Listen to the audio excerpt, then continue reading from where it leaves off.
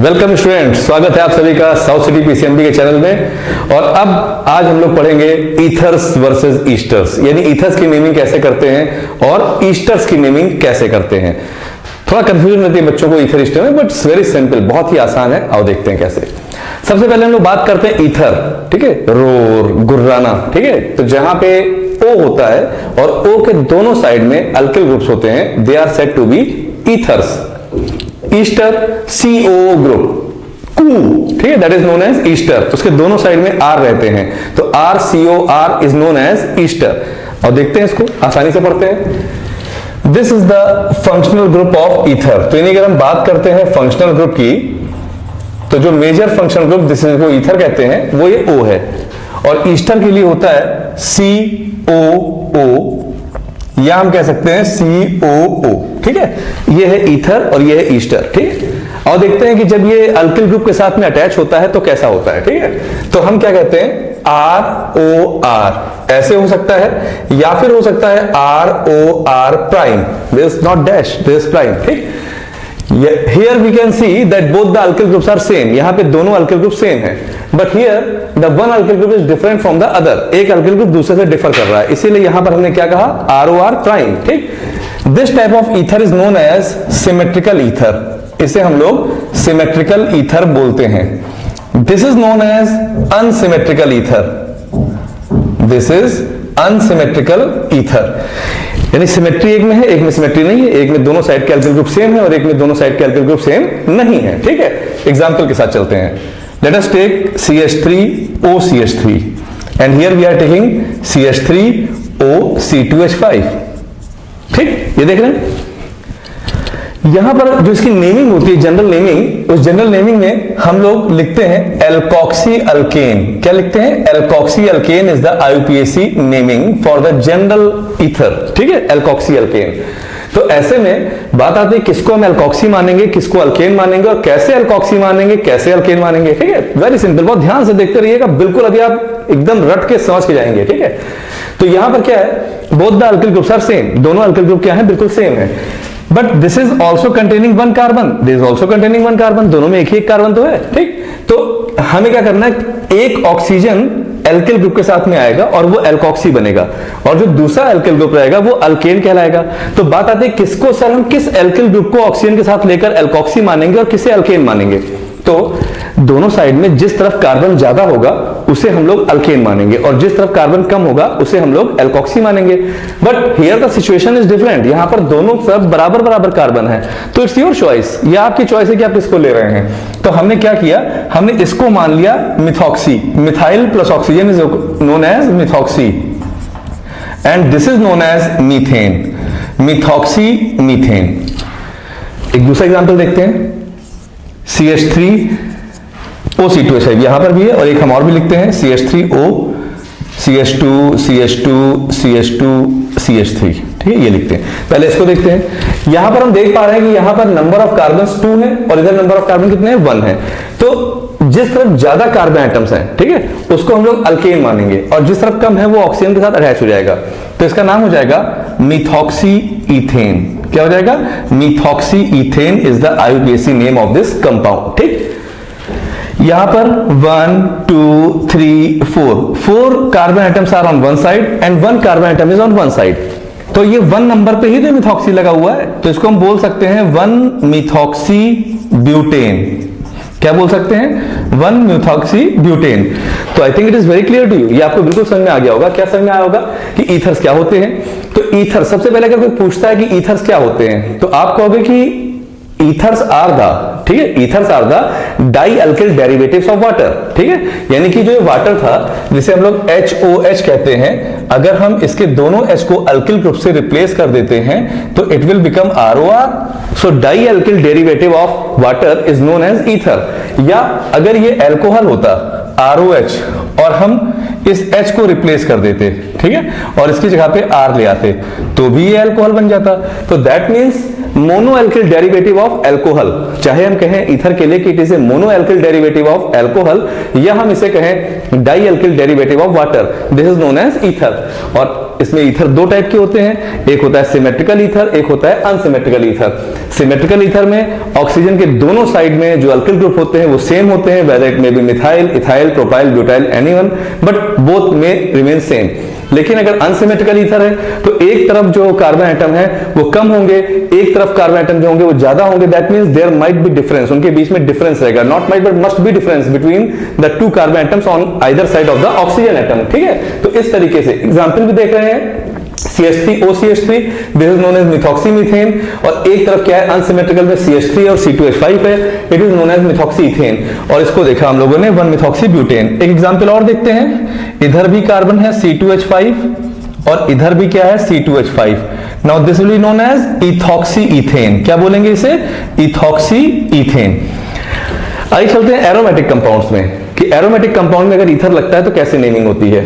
बिल्कुल आसान है, ये आपका बेंजीन है और इस बेंजीन में हमने लगा दिया O और O के साथ लगा दिया CH3। ठीक है, this is known as methoxy benzene, इसे हम बोलेंगे मिथॉक्सी बेंजीन, या इसे हम लोग कॉमन नेम में बोल सकते हैं एनीसोल। क्या बोल सकते हैं? एनीसोल। ठीक है, because one side alkyl group is methyl and one side alkyl group is phenyl. Similarly अगर हमने क्या किया, ये बेंजीन लिया और यहां पर O लगा दिया और यहां पर C6H5 कर दिया, दैट मींस दोनों साइड में फिनाइल ग्रुप है, तो ये सिमेट्रिकल ईथर हुआ ना, इसको हम लोग बोलेंगे फिनॉक्सी बेंजीन। क्या बोलेंगे? Phenoxy benzene. ठीक, अगर यहां पर हमने C2H5 लगा दिया होता तो इसका नाम हो जाता है इथॉक्सी बेंजीन, जिसे हम लोग कहते हैं फेनिटोल। क्या बोलते हैं? Phenetole, PHENETOLE। Phenetole is the ethoxy benzene, while methoxy benzene is anisole and this is phenoxy benzene। तो आई होप कि आप लोगों को ईथर अच्छे से समझ में आ गया होगा। Now let's move on esters. ठीक है, ईस्टर्स, कोई पूछता है आपसे ईस्टर्स क्या होता है, तो ईस्टर्स में be defined as the combination of acid and alcohol. इसको हम ऐसे कह सकते हैं कि when carboxylic acid is added in an alcohol in the presence of concentrated sulfuric acid, then dehydration takes place and water is being eliminated and a fruity smelling compound is being formed, that is known as ester, and the whole process is known as esterification। यानी कि जब कभी किसी carboxylic acid को हम alcohol में डालते हैं और उसके साथ में few drops of concentrated sulphuric acid भी ऐड करते हैं तो वाटर उसमें से एलिमिनेट होता है, because concentrated sulphuric acid is a dehydrating agent. ठीक, and ester is being formed. ठीक है, and that ester which is being formed is having a fruity smell. ठीक है, और इसका जो फंक्शनल ग्रुप है वो CO है। ठीक, इसमें भी दो चीजें होती हैं, that is symmetrical and unsymmetrical Easter, like RCOOR और एक है RCOOR प्राइम।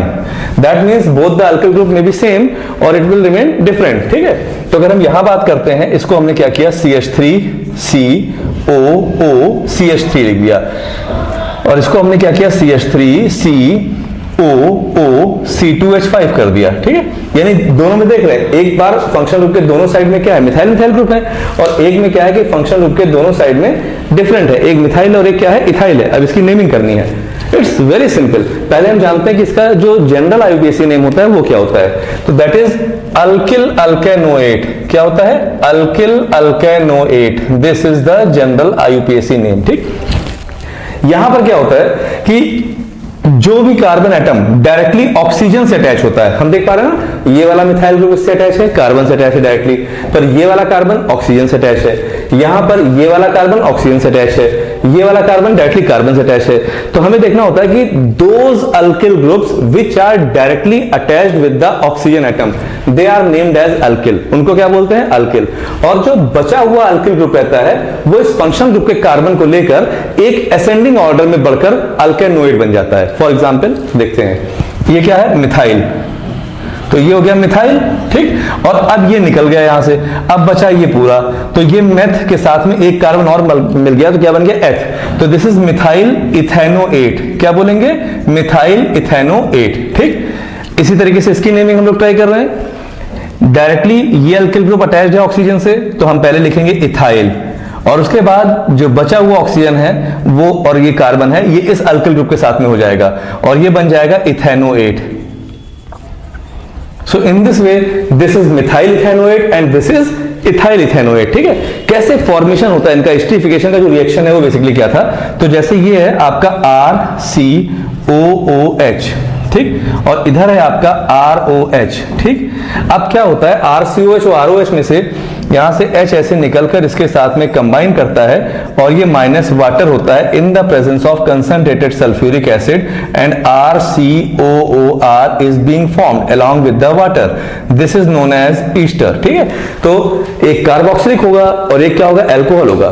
तो when carboxylic acid is treated with N alcohol in the presence of concentrated sulphuric acid, a fruity smell compound ester is being formed. This is known as esterification। ठीक, अब इसी में आइए हम देखते हैं एरोमेटिक कंपाउंड्स अगर इन्वॉल्व है तो क्या होगा। तो ये बेंजीन है और इस बेंजीन में हमने COOCH3 कर दिया। ठीक, डायरेक्टली कौन अटैच्ड है, ये अल्किल ग्रुप अटैच्ड है, वो क्या है, मिथाइल है। तो दिस इज, अब इसको हम क्या बोलेंगे, अब इसको आप ट्राई करो, अब ये मैं नहीं बताने जा रहा हूं। ठीक है, आप गेस करो और इसका नाम हमें कमेंट सेक्शन में भेजो कि इसका नाम क्या होगा। ठीक है, अब यहां पर हमने क्या कर दिया, COOC2H5 कर दिया।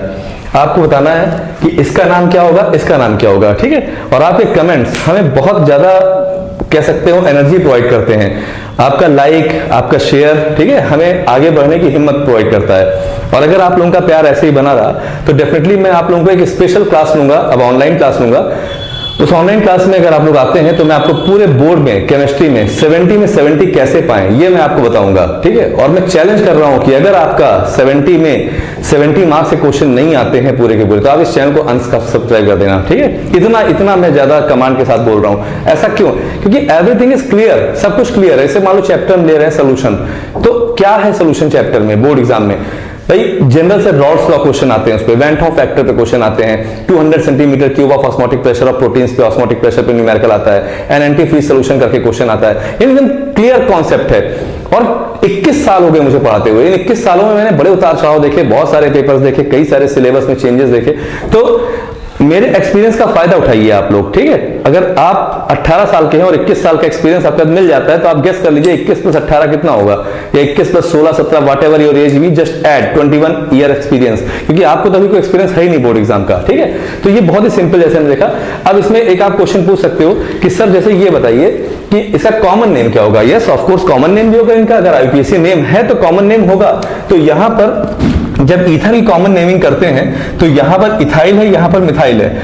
अब अगर हमको ABCD आती है तो ABCD में E पहले आता है, M बाद में आता है, तो हम लोग इसे ऐसे लिखेंगे कॉमन नेम में, इथाइल मिथाइल ईथर। क्या लिखेंगे, इथाइल मिथाइल ईथर। यानी जो अल्फाबेट में अल्किल ग्रुप पहले आएगा उसको पहले नाम देंगे, जो बाद में आएगा उसको बाद में देंगे। यहां पर हम लोग देंगे डाई मिथाइल ईथर, क्योंकि दोनों सेम है, तो डाई मिथाइल ईथर। ठीक है, यहां पर ये ब्यूटाइल हो गया, ये मिथाइल हो गया, तो जाहिर सी बात है B पहले आता है, तो ब्यूटाइल मिथाइल ईथर। ठीक है, this is the common name. क्या है कॉमन नेम, यहां पर मिथाइल है और ये फिनाइल है, तो MnOP M पहले आता है, तो मिथाइल फिनाइल ईथर क्या हो जाएगा, मिथाइल फिनाइल ईथर। यहां पर ये फिनाइल है, ये है, इसे हम लोग फिनॉक्सीबेंजीन भी कह सकते हैं और डाइफिनाइल ईथर भी कह सकते हैं। क्या बोल सकते हैं, डाइफिनाइल ईथर भी बोल सकते हैं। यहां पर ईस्टर है, तो वैसे तो ये आईयूपीएसी नेम हुआ, इसका भी तो कॉमन नेम होगा। ठीक, तो यहां पर क्या हुआ, मिथाइल है तो इसको भी तुम डाइमिथाइल ईस्टर बोलेंगे। क्या बोलेंगे, डाइमिथाइल ईस्टर।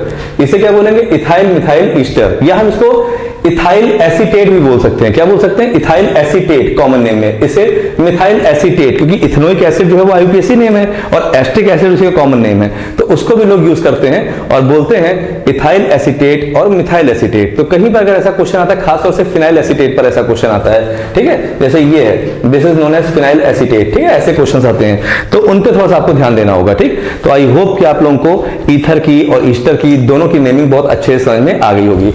आपको ये दोनों क्वेश्चन करके बताना है, और एक आईयूपीएसी नेम मैं आपको और दे रहा हूं, उसको भी आप गेस करिए और इसका आंसर बताइए। ये लगा हुआ है, यहां पर हमने लगा दिया ये, और यहां पर लगा दिया हमने ये। ठीक, आपको बताना है what is the IUPAC name of this compound. इस कंपाउंड का आईयूपीएसी नेम क्या है। आईयूपीएसी नेमिंग करने की सबसे पहली टेक्निक है, first of all open the compound as far as possible. पहले किसी भी कंपाउंड को जितना हो सके उतना आप ओपन करिए। ठीक है, जब आप ओपन करेंगे तभी आप जान पाएंगे कि कार्बन की चेन जो बनी हुई है उसमें जिसको आपने एल्किल ग्रुप समझा था, क्या वाकई वो एल्किल ग्रुप है या वो मेन चेन में आ रहा है, पेरेंट चेन में आ रहा है। ठीक है, तो ऐसे में first of all open the compound as far as possible, then उसके बाद क्या करना है, try to find out all the function group present in them, ठीक है। उनमें से कुछ सब्स्टिट्यूएंट्स होंगे अल्किल अल्किल, कुछ क्लोरो ब्रोमो फ्लोरो आयोडो ऐसे होंगे, और कुछ उसमें मेजर होंगे। तो then try to find out the most stable function group. आपको ये फाइंड आउट करना है कि सबसे ज्यादा स्टेबल फंक्शन ग्रुप कौन सा है, ठीक है। तो जो सफिक्स होगा वो मोस्ट स्टेबल फंक्शन ग्रुप होगा, and you have to start the numbering from that side so that the most stable function group get the lowest possible number, ठीक है। And if any double bond और triple bond is there, they must also get very lowest possible number. तो ऐसे में हमें numbering वहां से करनी है जिससे कि मोस्ट स्टेबल फंक्शन ग्रुप को कम से कम नंबर मिले, और इस तरह से नेमिंग करते हैं तो हमें पहले इसमें देखना होगा कि इसमें कौन कौन से फंक्शन ग्रुप लगे हुए हैं, ठीक है। After identification of the function group you have to find out कि which one is the stable one and which one is the non stable one. तो प्रीफिक्सेस तो कई सारे हो सकते हैं बट सफिक्स एक रहेगा, ठीक। पर अगर एक ही स्टेबल ग्रुप एक से अधिक बार आएगा तो डाइओइक एसिड, ट्राइओइक एसिड, या डाई एल, ट्राई एल, या डाई ऑल, ट्राई ऑल, ये ऐसे प्रीफिक्सेस उसके आगे लग जाएंगे। ये बात क्लियर है। तो आज हमने जो सीखा वो ईथर के बारे में सीखा, ईस्टर के बारे में सीखा कि इन दोनों की नेमिंग कैसे करते हैं। हमारे नेक्स्ट वीडियो में हम आपको बताएंगे अमीन्स के बारे में कि अमीन्स की नेमिंग कैसे करते हैं, ठीक है। वो थोड़ा सा कॉम्प्लिकेटेड है लेकिन उतना भी नहीं जितना आप सोच रहे हो, इट्स वेरी सिंपल। तो सबसे पहले हम फंक्शन ग्रुप में सारी चीजों को सीख लेंगे और उसके बाद वन बाय वन हम लेकर आगे चलेंगे चैप्टर को इस तरीके से, ठीक है। तो आप पढ़ते रहिएगा अच्छे से। चैनल अच्छा लगा हो तो आप सब्सक्राइब करिएगा, ठीक है। कमेंट बॉक्स में आप जैसा भी हो अपना रिस्पॉन्स दीजिएगा। I will be thankful to you, ठीक है, फॉर द वॉचिंग।